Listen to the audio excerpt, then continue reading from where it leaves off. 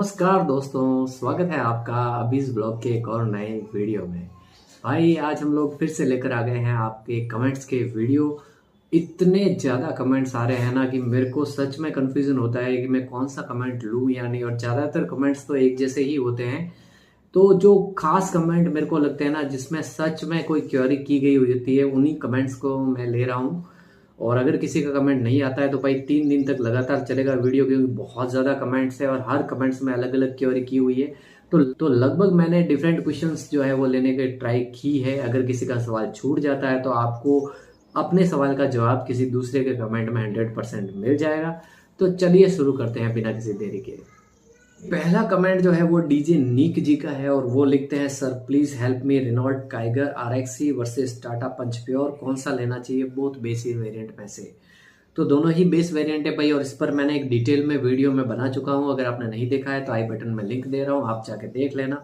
अगर आप मेरे को पूछ रहे हो तो मैं प्रेफर करता हूं भाई टाटा पंच को। एक तो अपने घर की कंपनी, अगर भविष्य में कोई प्रॉब्लम होती है तो भाई आपको पता ही है कि कई सारी कंपनीज जो है वो अब तक इंडिया से जा चुकी है। फोर्ड का जो है आपके सामने उदाहरण है। तो भाई दूसरी कंपनीज पर मेरा तो भरोसा नहीं है इतना। अगर आप लेना चाहें तो ले सकते हैं। रेनॉल्ट काइगर अच्छी गाड़ी है, बेस वेरिएंट भी आपका वैल्यू फॉर मनी है। इसमें SUV दिखती है, ज़्यादा लंबी चौड़ी है टाटा पंच से, ग्राउंड क्लियरेंस भी अच्छी है। तो वैसे रेनॉल्ट काइगर अच्छी है, और परंतु भाई टाटा पंच जो है ना वो सबसे सेफ गाड़ी है इंडिया की, और उसका मुकाबला मेरे हिसाब से तो ये नहीं कर सकती। बाकी आप लेना चाहो तो ले सकते हो। 2-3 कमेंट्स भाई आ रहे हैं कलर के बारे में, वो सभी कमेंट मैं एक साथ में ही बता देता हूँ आपको। सबसे पहला कमेंट है आफिया सुमेल जी का, वो लिखते हैं, सर टाटा पंच का बेस्ट कलर कौन सा है। देखिए भाई, अगर दिखने में बेस्ट होना तो सबसे बढ़िया तो वाइट ही लगता है। अगर मैं गाड़ी लेता तो वाइट ही लेता, परंतु भाई मेरे को वाइट गाड़ी मिली नहीं, क्योंकि मैंने काफ़ी कोशिश की थी वाइट के लिए, परंतु वाइट का जो वेरिएंट है एडवेंचर का वो मेरे को नहीं मिला। आखिर में मेरे को मजबूरी के अंदर जो डिटोना ग्रे है वो कलर लेना पड़ा। परंतु डिटोना ग्रे लेने के बाद मेरे को ये समझ में आया कि वास्तव में वाइट से ज़्यादा अच्छी दिखती है डिटोना ग्रे। और जब ये गाड़ी चलती है ना, ये थोड़ी थोड़ी ब्लैक वाली फील देती है। तो ब्लैक एडिशन की तरह ही आप इसको ले लो तो ब्लैकिश फील आता है। परंतु एक चीज़ की कमी है इस कलर में भाई, इस पर डस्ट बहुत ज़्यादा जमता है। और वो जमता तो है परंतु दिखता कम है। आप अगर गाड़ी खड़ी रहेगी ना तो कोई कह नहीं सकता कि भाई इस पर बहुत ज़्यादा डस्ट पड़ी है, परंतु वाइट कलर पर डस्ट दिखता है। अगर तीसरा कलर मैं अगर प्रेफर करूंगा तो वो है मिस्ट वाला, मिस्ट ब्लू कलर। अब वो कलर बहुत बढ़िया है, बहुत सबसे शानदार उसी कलर में ये गाड़ी दिखती है। परंतु भाई उस कलर का बहुत ध्यान रखना पड़ेगा आपको। छोटे मोटे स्क्रैच भी उस जो कलर है उस पर साफ साफ दिखाई देंगे आपको। तो भाई कलर के मामले में मैंने आपको बता दिया, व्हाइट सबसे बेटर है। दूसरे नंबर पे डिटोना ग्रे, और मेरा पर्सनल फेवरेट अब हो गया है डिटोना ग्रे। अगला कमेंट है भाई मयूर ध्वज सिंह गोहिल का, टाटा पंच के साथ जो सीट कवर आते हैं क्या वो लेने चाहिए क्या। तो भाई टाटा पंच के साथ में जो सीट कवर आते हैं ना वो 8,500 के लगभग आते हैं।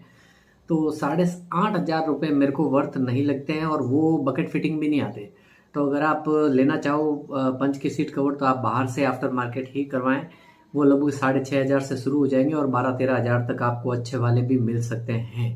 तो आप 6,500 में जैसे आपको कंपनी से फिटेड मिलते हैं ना, वैसे वैसे 6,500 में बाहर से मिल जाएंगे। अगर आप चाहो तो आपको पसंद है कि भाई जेन्युइन टाटा के होने चाहिए तो भाई जेन्युइन टाटा के भी लगा सकते हो, पर मेरे ख्याल से सीट कवर आपको आफ्टर मार्केट ही करवाने चाहिए। अगला कमेंट है भाई शैलेंद्र जी का, और वो लिखते हैं, मैंने सुना AC में फैन स्पीड बढ़ने से पेट्रोल कंजक्शन में फर्क नहीं पड़ता है। बिल्कुल सही सुना है आपने।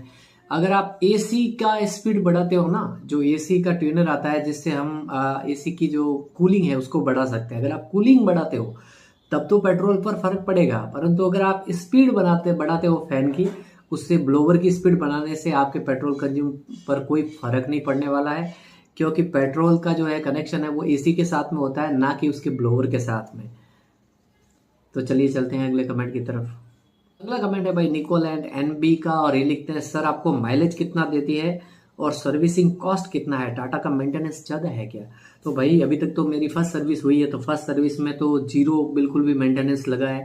अब मेंटेनेंस पता चलेगी भाई चौथी और पांचवी सर्विस के बाद कि कितना टोटल मेंटेनेंस आता है। तो अभी तक तो भाई मैंने सुना नहीं कि टाटा का मेंटेनेंस ज़्यादा है, उल्टा कम होना चाहिए दूसरी गाड़ियों के मुकाबले। तो आपको भी किसी भी प्रकार की दिक्कत का सामना नहीं करना पड़ेगा। अनूप सिंधे जी लिखते हैं, एडवेंचर मॉडल में सीट हाइट एडजस्टेबल नहीं है तो उसको हम चेंज करवा सकते हैं क्या। ये हाइट बढ़ाने के लिए कुछ कर सकते हैं क्या?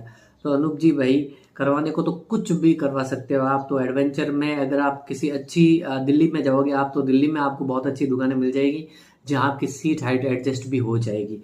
मेरे ख्याल से हो सकता है, हालांकि मैंने सुना नहीं है कहीं पर भी देखते हुए। तो होने को तो कुछ भी करवा सकते हो आप अपनी गाड़ी में, सब कुछ चेंज करवा सकते हो, पूरी पूरी गाड़ी मॉडिफाइड होती है। परंतु भाई इन सब चीज़ों से जो कंपनी मेड जो चीज़ होती है ना, उस पर फर्क पड़ता है। ऐसे भी सीट हाइट एडजस्टमेंट की जरूरत पंच में तो मुझे नहीं लगता किसी को होनी चाहिए। आपको क्यों जरूरत है ये समझ में नहीं आ रहा है भाई। मेरे एडवेंचर मॉडल के अंदर भी सीट हाइट एडजस्टेबल नहीं है, परंतु मेरे को किसी दिक्कत का सामना नहीं करना पड़ता हाइट से संबंधित। अगला कमेंट है भाई नवीन चंदेर जी का। I have Tata punch accomplish and 2 days before its hand brake jammed.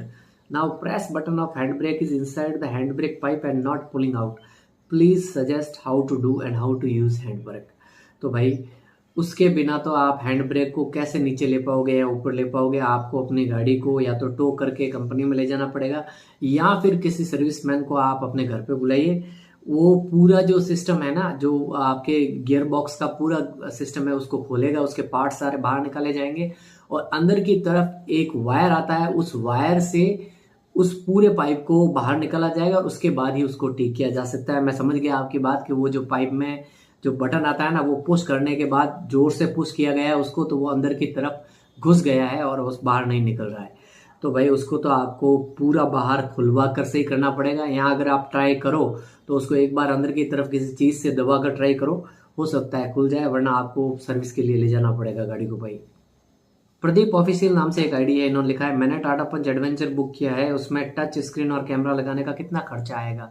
तो भाई अलग अलग रेट्स होती हैं, 6,000 से स्टार्ट होकर 50,000 तक का stereo system with speaker and camera लग जाता है। आप जैसा मर्जी चाहे लगा सकते हो। परंतु अगर सबसे बढ़िया वाला अगर मैं आपको रिकमेंड करूं तो ब्लू पंक का सबसे बढ़िया मेरे को लगता सबसे बढ़िया है। अगर आप लगवाना चाहो तो 12-13 हज़ार तक आपके हो जाएगा, और उससे भी कम जाना चाहो तो भाई 6-7 हज़ार में भी लग जाता है। वो अलग अलग आपके फीचर्स पर डिपेंड करेगा कि आप कितनी मेमोरी और रैम का लेना चाहते हो। धर्मेश गोस्वामी जी लिखते हैं गाड़ी में 3 सिलेंडर है और स्विफ्ट है 4, तो पिकअप नहीं मिलता इसमें। दूसरा इन्होंने कमेंट किया है गाड़ी के बैक सीट स्विफ्ट से छोटा है। तो भाई गाड़ी का बैक जो सीट है ना, वो कहीं भी स्विफ्ट से छोटा नहीं है, बिल्कुल बराबर का है। और रही बात 3 सिलेंडर और 4 सिलेंडर की, तो भाई पिकअप के मामले में 3 और 4 सिलेंडर कहीं भी मायने नहीं रखता है। इस गाड़ी का थोड़ा वजन ज्यादा है, इसलिए ये पिकअप नहीं लेती है। बाकी कोई भी दिक्कत इस गाड़ी में नहीं है। और स्विफ्ट की बिल्ड क्वालिटी के बारे में तो पूरी दुनिया जानती ही है। अगर आप लेना चाहो तो 3 और 4 सिलेंडर, मैं तो इन सब चीज़ों में नहीं मानता। सिर्फ फर्क इतना पड़ता है कि थोड़ी सी नॉइज आपको 4 सिलेंडर में कम आएगी, उसके अलावा ज़्यादा कुछ फर्क पड़ता नहीं है। स्विफ्ट की बॉडी थोड़ी सी हल्की है, इसलिए वो तेज भागती है। इसके अलावा और कोई फर्क मुझे समझ में नहीं आता है। रूपन पॉल जी ने लिखा है senior I booked punch pure rhythm for my wife, can you suggest me that can I put central lock and is it value for money as it costs 6.85 lakhs in Assam, or shall we go for adventure variants? With regards chief Paul Rupan. तो रूपन भाई आपको तो adventure variant की तरफ ही जाना चाहिए। अगर 6,85,000 आप दे रहे हो प्योर के लिए और सेंट्रल लॉकिंग के साथ में, तो भाई इससे तो अच्छा होगा कि आप एडवेंचर की तरफ चले जाए। एडवेंचर में आपको फ्लिप की भी मिल जाएगी, साथ में 2 दिन का स्टीरियो सिस्टम भी मिल जाएगा। तो एडवेंचर वेरिएंट आपके लिए बिल्कुल सही है भाई। अगला कमेंट है भाई ऋषभ शॉर्ट फिल्म्स का। इन्होंने बहुत लंबा चौड़ा कमेंट लिखा है, वो मैं आपको पढ़ के सुना देता हूं ताकि आपको ये पता चल जाए कि भाई जो लोग कहते हैं ना कि टाटा पंच जो है वो काम की नहीं है, टाटा पंच लैग करती है या 4% के साथ में काम की नहीं है, तो भाई ये कमेंट मैं पूरा पढ़ के सुना रहा हूँ। लोग जो खुद इस्तेमाल करते हैं ना वही कमेंट करते हैं भाई। देख लीजिए सर, मैंने अपनी टाटा पंच से 29 मई को गोरखपुर से मुंबई 1810 किलोमीटर तक का सफर किया। मेरे पंच में राइस, गेहूं, दाल और बैग्स रखे हुए थे जिसका वेट 100 किलोग्राम था और 5 एडल्ट पैसेंजर भी थे हम लोग। भाई क्या गाड़ी चलती है पंच, दिल जीत लिया। कोई थकावट नहीं, स्पेशियस कार है ये, और मुझे 17 का माइलेज मिला था इतना लोड होने के बाद भी। पंच का कोई जवाब नहीं, आई एम हैप्पी विथ पंच। और इतना लोड के बाद भी मैंने अपनी पंच को 155 की स्पीड में, 155 की स्पीड बहुत ज़्यादा थी भाई, आप मत चलाइए इतनी तेज़ गाड़ी, पूर्वांचल एक्सप्रेस पर भगाया था। कमाल की स्टेबिलिटी है, स्टेबिलिटी तो है भाई, बहुत ज़बरदस्त है। I like my punch and thanks to Tata for making this wonderful and safest car. तो जो लोग कहते हैं ना कि भाई पंच ऐसी है, पंच वैसी है, बाकी सारी गाड़ियां अच्छी है, मैं किसी भी गाड़ी की बुराई नहीं करता, पर भाई पंच सच में अच्छी है। जब आप इसको चलाओगे ना तब आपको पता चलेगा कि ये कितनी अच्छी गाड़ी है। तो थैंक यू ऋषभ जी, आपका इस कमेंट के लिए, बहुत बढ़िया कमेंट लिखा है आपने, थैंक यू वेरी मच। पेन कचारी जी का ये वही है सपने में जिनको 35 का एवरेज मिला था भाई। ये लिखते हैं, हेलो ब्रदर, मुझे 5% विथ लगेज के साथ हिल में चला के दिखाएं, नहीं तो मैं नेक्सॉन में जाना चाहता हूँ। I love also Tata cars. Thanks, Punch में सब कुछ है पर पावर की कमी लगती है। अगर पंच में टर्बो इंजन में आ जाए तो सोने पे सुहागा हो जाएगा। टर्बो इंजन बहुत जल्दी लॉन्च हो जाएगा, इसकी टेस्टिंग चल रही है, ऐसा सुनने में आ रहा है, कहीं कहीं से खबरें उड़ती हुई आ रही है कि भाई टर्बो का जो टेस्टिंग है वो चल रहा है। परंतु भाई अगर आप 5 लोगों के साथ में ढलान के अंदर इसको चलाने का बोल रहे हो, वो भी लगेज के साथ, नहीं चढ़ पाएगी भाई। ये बहुत ज़्यादा भारी गाड़ी है और इस हैवी वेट के साथ में ये इतनी ज़्यादा लगेज और 5% के साथ में चढ़ाई पर नहीं चढ़ पाएगी, हिल पर नहीं चढ़ पाएगी। आपके लिए नेक्सॉन टर्बो ही सही है। देव आनंद बिश्नोई जी लिखते हैं, टाटा अल्ट्रोज एंड पंच में टियागो वाला इंजन है और इसमें सबसे बढ़िया इंजन होता अगर फोर्ड का डीजल इंजन होता। तो भाई देखिए, होने को तो हर कोई इंजन हो सकता था, हम ये एज्यूम कर सकते थे, परंतु जो इतनी बड़ी कंपनी और इतने सारे इंजीनियर मिलके जो चीज़ बना रहे हैं ना, तो उन्होंने कुछ सोच समझ कर ही इसमें 3 सिलेंडर इंजन दिया है भाई। अगर वो चाहते तो इसके वेट के अनुसार पूरा रिसर्च करने के बाद 4 सिलेंडर इंजन भी दे सकते थे, परंतु उन्होंने ऐसा नहीं किया। इसके पीछे कोई ना कोई टेक्निकल वजह जरूर होगी, तो उस वजह को हम नहीं पहचान सकते भाई। ये उन टेक्नीशियंस को, उन इंजीनियर्स को अच्छी तरीके से पता है कि इसमें कौन सा इंजन बेटर रहेगा। सालों की मेहनत के बाद भाई, पूरा रिसर्च करने के बाद उन्होंने ये गाड़ी बनाई है, तो ठीक ही बनाई होगी। अब कहने को तो इसमें किसी भी प्रकार का इंजन का हम एज्यूम कर सकते हैं। उसके अलावा इन्होंने लिखा है कि भाई अल्ट्रोज में बैलेंस शेफ्ट है वाइब्रेशन को कंट्रोल करने के लिए। बिल्कुल सही बात है, वाइब्रेशन को कंट्रोल करने के लिए बैलेंस शेफ्ट है ना, वो अल्ट्रोज में दिया हुआ आता है। 3 सिलेंडर हुंडई के डीजल के भैया, 4 सिलेंडर पेट्रोल बढ़िया, बजाय लिखा है आपने 4 सिलेंडर पेट्रोल बढ़िया। तो 4 सिलेंडर ऑलरेडी अच्छा होता है, पर भाई कई ऐसी बड़ी बड़ी कार्स हैं, महंगी कार्स है, जिसमें 3 सिलेंडर इंजन ही चलता है। और इस पर मैं 100% अलग से वीडियो बनाऊंगा कि गाड़ियों में 3 सिलेंडर इंजन आजकल क्यों ज़्यादा आता है। एक तो भाई कंपनीज जो है वो 3 सिलेंडर इंजन इसलिए प्रेफर करती है क्योंकि पेट्रोल बहुत कम कंज्यूम होता है इसमें।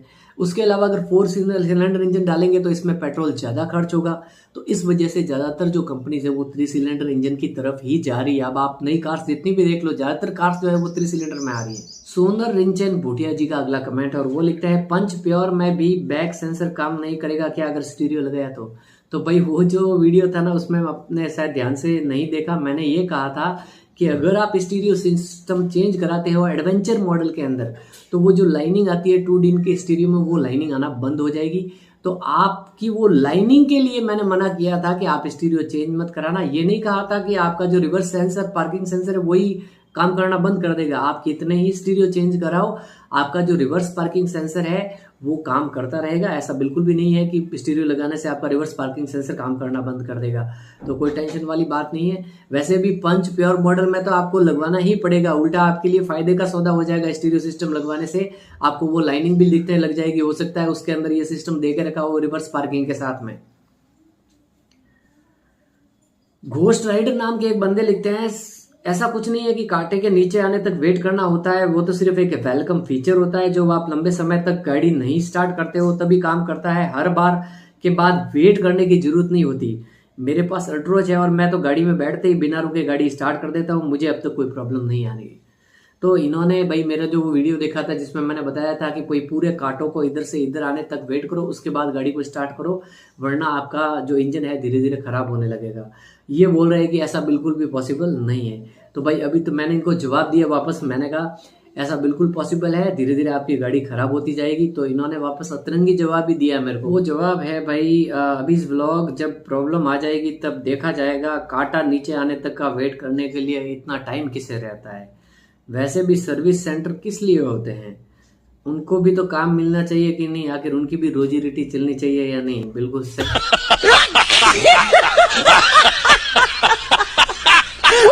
सही सही बात है भाई, आप जैसे लोग नहीं होते तो उनकी रोजी रोटी चलती ही नहीं, बंद हो जाती। बिल्कुल आपने बिल्कुल सही मतलब बात कही है। तो फिर आप ऐसा करिए कि गाड़ी को मतलब अंदर धुंध भगा दीजिए आप, मतलब बिल्कुल हर महीने एक नया फाटक वगैरह तोड़ लीजिए। अगर आप अपनी गाड़ी में घाटा नहीं करोगे ना भाई, तो उनकी रोजी रोटी कैसी चलेगी? अभी मजा आएगा ना भिड़ो ना। आपको तो हर महीने एक नई गाड़ी खरीद कर उसको पूरी तरीके से तोड़कर फिर सर्विस सेंटर पर ले जाना चाहिए, ताकि 5-6 लोगों का बेचारों का गुजारा हो। बिल्कुल सही बात कही है भैया आपने। बहुत बहुत धन्यवाद घोस्ट राइडर जी, बहुत अच्छा कमेंट किया आपने, थैंक यू वेरी मच। मेरा एक कंटेंट तो बन गया ना भाई आपकी वजह से। इकोलैंड एनबीजी लिखते हैं, भाई बैकग्राउंड में आप कार को ही दिखाते रहो ग्रीन स्क्रीन में, तो भाई देख लीजिए कार दिख रही है। आपका कमेंट आते ही मैंने कर दिया काम। मेरे सब्सक्राइबर जो बोलते हैं ना, मैं तुरंत वो काम कर देता हूँ। पीछे ग्रीन स्क्रीन लगा दी और उसके बाद ये देखिए गाड़ी चल रही है पीछे, आपने जैसा कहा वैसा।